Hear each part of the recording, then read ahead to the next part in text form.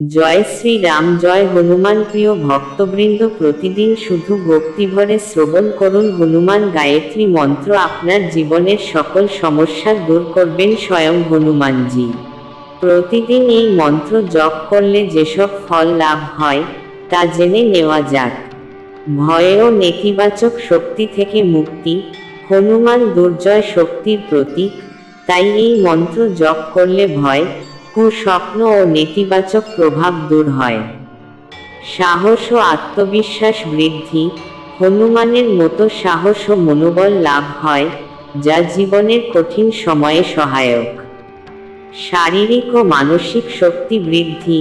নিয়মিত জপ মানসিক শান্তি দেয় এবং শারীরিক শক্তি ও স্ট্যামিনা বাড়াতে সাহায্য করে। শত্রু ও বাধা থেকে রক্ষা। হনুমান মন্ত্র জপ করলে শত্রুর কুদৃষ্টি বা বাধা কাটে বলে বিশ্বাস করা হয়। কর্মে সাফল্য। যে ব্যক্তি নিষ্ঠা সহকারে এই মন্ত্র জপ করে তার জীবনে বাধা কমে এবং সাফল্যের পথ প্রশস্ত হয়। ভক্তি ও আধ্যাত্মিক উন্নতি। এই মন্ত্র ভক্তিকে গভীর করে ও আত্মিক উন্নতির পথ প্রশস্ত করে। তাহলে চলুন ভক্তিভরে শ্রবণ করি হনুমান গায়ত্রী মন্ত্র। ॐ रामदूताय विद्महे गोपीराजाय धीमहि तन्नो मारुति प्रचोदयात्। ॐ रामदूताय विद्महे गोपीराजाय धीमहि तन्नो मारुति प्रचोदयात्।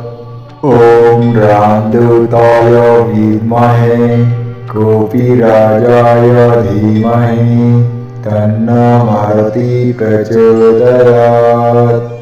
ॐ रामदूताय विद्महे गोपीराजाय धीमहि तन्नो मारुति प्रचोदयात्। ॐ रामदूताय विद्महे गोपीराजाय धीमहि तन्नो मारुति प्रचोदयात्। ॐ रामदूताय विद्महे गोपीराजाय धीमहि तन्नो मारुति प्रचोदयात्। ॐ रामदूताय विद्महे गोपीराजाय धीमहि तन्नो मारुति प्रचोदयात्। ॐ रामदूताय विद्महे गोपीराजाय धीमहि तन्नो मारुति प्रचोदयात्। ॐ रामदूताय विद्महे गोपीराजाय धीमहि तन्नो मारुति प्रचोदयात्। ॐ रामदूताय विद्महे गोपीराजाय धीमहि तन्नो मारुति प्रचोदयात्। ॐ रामदूताय विद्महे गोपीराजाय धीमहि तन्नो मारुति प्रचोदयात्।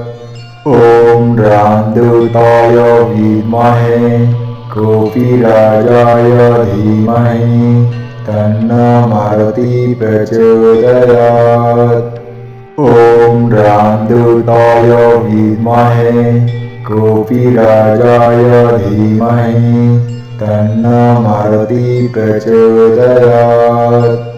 ॐ रामदूताय विद्महे गोपीराजाय धीमहि तन्नो मारुति प्रचोदयात्।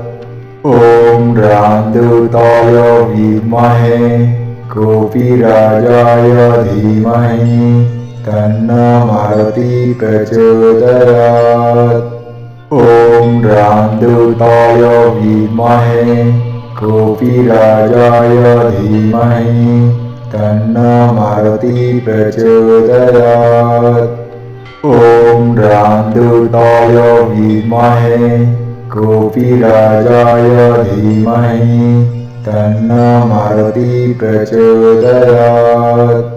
ॐ रामदूताय विद्महे गोपीराजाय धीमहि तन्नो मारुति प्रचोदयात्। ॐ रामदूताय विद्महे कपिराजाय धीमहि तन्नो मारुति प्रचोदयात्।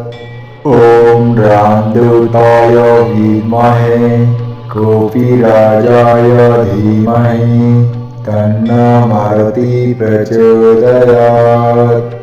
ॐ रामदूताय विद्महे कपिराजाय धीमहि तन्नो मारुति प्रचोदयात्। ॐ रामदूताय विद्महे कपिराजाय धीमहि तन्नो मारुति प्रचोदयात्।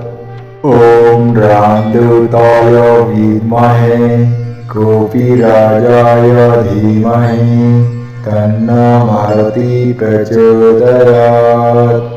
ॐ रामदूताय विद्महे कपिराजाय धीमहि तन्नो मारुति प्रचोदयात्। ॐ रामदूताय विद्महे कपिराजाय धीमहि तन्नो मारुति प्रचोदयात्।